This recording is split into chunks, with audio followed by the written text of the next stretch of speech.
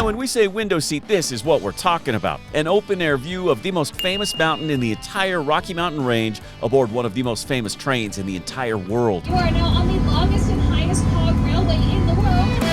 The train ride up the side of a 14,000-foot Colorado peak, a journey that was once attainable only by mule. For 135 years, this train's been transporting tourists through the alpine forests, above the trees, into the clouds, and straight to the snow. It may be summer at the bottom of the mountain, but surprises await at the summit. We'll show you. We are answering your dizzying questions. How bad does this altitude mess with your head? Why should you limit your time at the top? Why is it worth standing in line for these summit donuts? And how did 30 minutes at the top inspire the song, America the Beautiful? We are taking you to the very top of the Rocky Mountains, the most famous mountain in all of the Rockies, on board that train in this episode of Window Seat.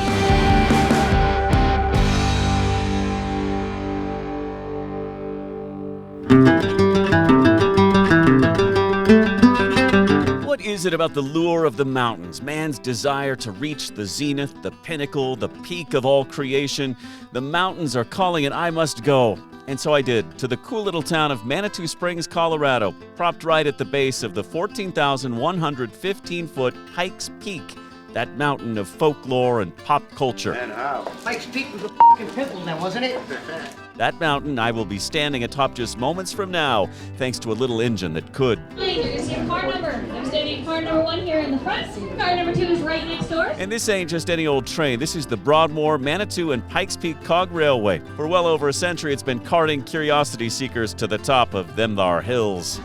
And today it's our turn. It ain't cheap, by the way. Tickets run up to $82 for adults, but you can get on board for as low as $60 for grown-ups, $50 for kids under 12, and thankfully my 2 kids just make the cut. Please stay warm on your trip today. The current temperature at the summit is 40 degrees. These are not the trains of yesteryear. These are new cars departing from a pristine train station loaded with tourists from all over the world, ready for a high-altitude adventure. I mean, you could hike to the top of this mountain, but why would you want to go and do something like that? As we depart from the base of Pikes Peak, a bit more on the history of this thing. So, this whole thing started because of a mattress baron. Hear me out here. Back in the 1880s, a tourist named Zalman Simmons, inventor of the Simmons Beauty Rest Mattress Company, visited the Pikes Peak area. He had invented an insulator for telegraph wires that ran to a signal station at the summit of Pikes Peak, and he wanted to go check on them. But the only way to do that, a 2-day trip on a mule. He thought there had to be a better way, so he told his innkeeper back down in town about his idea for a railway to the top, and the rest is history. By the end of that decade, construction was underway, steam trains were delivered, and on June 30th, 1891, the first passenger train made it to the top of Pikes Peak. It was their second try. A day earlier, they had to turn back around because of a rock slide at 12,000 feet. Fast forward to 1925, and Spencer Penrose, owner of a fancy local hotel called the Broadmoor, bought the railway, brought in gas and diesel locomotives, and for the next 3 decades, things were humming along.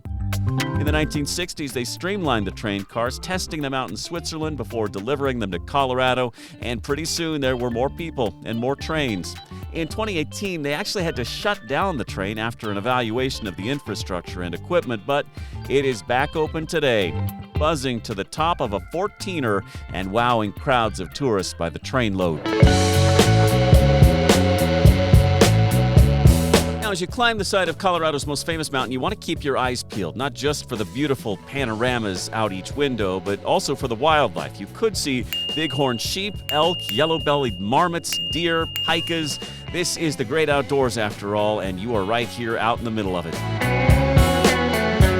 Now, here's how the timing for the trip works out. Round trip, it's about 3 hours. That includes an hour climbing the mountain, about 40 minutes at the summit, and about an hour and 10 minutes back down to the train depot. On the way up, you pass an old abandoned town where the Halfway House Hotel used to be. At just over 9,000 feet, you run into this place. It's called Ruxton Park.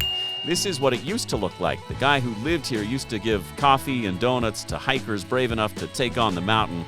Then he opened a 22-room hotel here. Nobody lives here anymore, but it's still cool to see. The steep climb up the hillside continues, and it was a great way for us to entertain a couple of New Yorkers visiting us. Our friends Martha and Eric had never been to the top of Pikes Peak, so what better way to get there than this?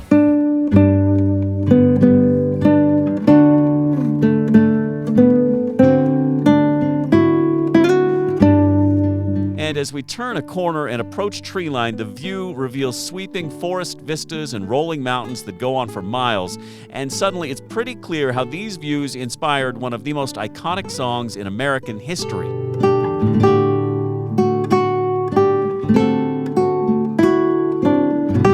The National Park Service says the opening lines of what became the song America the Beautiful first struck poet Catherine Lee Bates atop Pikes Peak in the summer of 1893.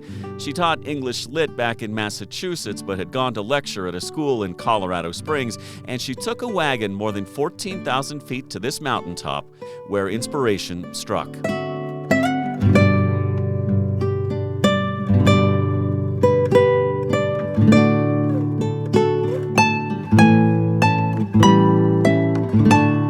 These are the beautiful, for spacious skies she spoke of, the purple mountain majesties above the fruited plain. Easy to see how a view like this could inspire a lyric with that kind of longevity.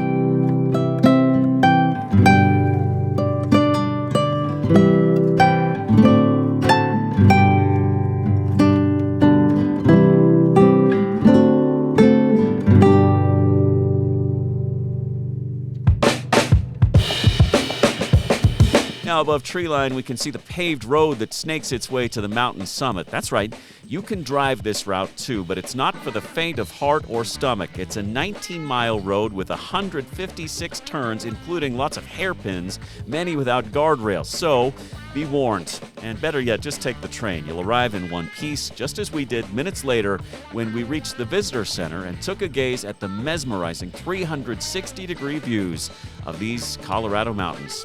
And we took in a noticeable change in season. We knew the temperature would drop at this altitude. We just didn't quite expect this. We're in the middle of a full-on snowstorm up here at the summit of Pikes Peak, just over 14,000 feet, and it can snow any time of year. This is evidence. Right now, it's the middle of August, and it's snowing just like it's the middle of winter. Pretty crazy, but fun. There is something you'll notice when you get this high. You start to get a little dizzy. It's the altitude kicking in. At this point, you're close to 3 miles above sea level, so be sure to drink lots of water and get some rest. And it turns out there may be another cure for what ails you too. These world-famous donuts. They use a special recipe to fry them at this altitude, where the air is thinner and water has a lower boiling point. Visitors who buy them in the visitor center swear they are delicious. To me, they tasted like just about any other donut, but hey, how often do you get to eat a donut in the sky? Again, it's a short time window up here at the summit, partially because they want to fill the downhill train, and partially because you just don't want to spend too long at this elevation if you're not used to it. But we rush over to the outdoor sign just outside the visitor center that will prove to the rest of the world you made it to the top of the Rocky Mountains. We had to pose for that iconic picture right by the sign, and now we're running a little late for the train, so we're going to make a mad dash so we can get off this mountain and get back to better weather. Back on the train we go, and seat assignments stay the same on the downhill train. They say if you felt motion sickness sitting backward on the way up the mountain, you should feel much better on the way down, facing downhill. All in all, it's a beautiful ride either direction, and you can't help but gaze in wonder out the window once again, unless that is you're my son, who barely looked out the window at all. What is it with these kids? Hopefully, one day they can appreciate all of this. Again, the downhill trip just a little longer than going uphill. It's about an hour and 10 minutes, and you're bound to stop for a minute or two to let another train pass, which is kind of cool to see.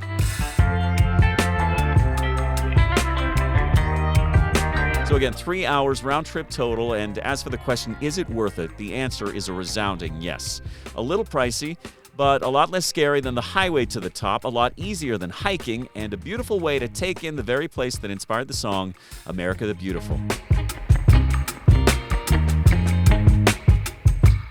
Back down at the train depot, we make a pass through the gift shops. They've got great souvenirs to serve as a reminder for this very memorable day. And we leave feeling high as the clouds. Maybe because we were just hanging out in them. So that is what it's like at the summit of Pikes Peak, the most famous of all the Rocky Mountains right here near Colorado Springs. Thanks for joining us for this episode of Window Seat. We'll see you back here next week. We are back with a brand new episode of Window Seat next Friday morning at 8 a.m. Eastern. In the meantime, be sure to comment, like, and share so we can keep the conversation going. Have you ever been up here? What was it like for you? Was the train ride worth it? Let us know in the comments below, and we'd really appreciate it if you hit subscribe so we can share our global travel journey. And we hope you'll take the time to watch one of these other episodes from Window Seat.